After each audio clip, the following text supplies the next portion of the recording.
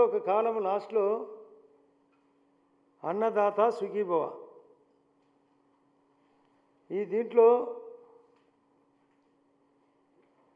దాదాపు 53,58,000 మందికి 20,000 చొప్పున ఇవ్వాల్సింటే 10,600 కోట్లు కావాల్సింటే బడ్జెట్ కేవలం 6,300 కోట్లు కేటాయింపు అంటాడు. అంటే 3,300 కోట్లు తక్కువ అంటున్నాడు. అనేక అవగాహన లేదనే దానికి ఇక్కడ ఎన్డీఏ ప్రభుత్వం, బీజేపీ కలయికతో కూడిన ప్రభుత్వం, మోడీ గారి యొక్క ఆధ్వర్యంలో జరిగే ప్రభుత్వం, దీనికి 3,300 కోట్లు 6,000 రూపాయలు చొప్పున అతను చెప్పబడిన 53 లక్షల మందికి 6,000 రూపాయలు ఇస్తే 3,300 కోట్లు సరిపోతుంది. ఎక్కడైనా 20,000 రూపాయలు ప్రతి రైతుకు ఇవ్వాలనేది వాస్తవం.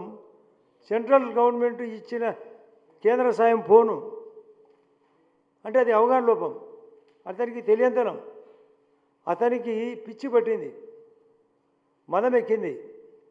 పిచ్చి పట్టిన దానికంటే ఏది మాట్లాడితే చెల్లుతుందనే మాట్లాడుతున్నాడు. కారణం పదవి పోవడం, కలెక్షన్ ఆగడం, పదవితో పాటు కలెక్షన్ ఆగింది. తట్టుకోలేకున్నాడు. అసెంబ్లీకి రాలేని పరిస్థితి. అందరూ అనుకుంటారు ఎందుకు రాలేదని. వాస్తవానికి అసెంబ్లీకి వస్తే తన తప్పులను ఎత్తి చూపుతామని సంఖ్యాబలం తక్కువ ఉండడం వల్ల అతను వినలేడు, చూడలేడు. చెవులారా వినలేడు, కంటారా చూడలేడు. ఆ దృశ్యకావ్యం మేము ఓపెన్గా చెప్తాం. అయ్యా నువ్వు గుంతలు చేసిపోయినావు, మేము గుంతలు పూడ్చినాం. సిమెంట్ రోడ్లు వేయకుండా గ్రామీణ ఉపాధిని వాడలేకపోయినావు. మేము గుంతలుతో పాటు సిమెంట్ రోడ్లు వేసినాం, గ్రామీణ ఉపాధి చక్కగా వాడినాం. నువ్వు హౌసింగు సర్వనాశనం చేసినాం.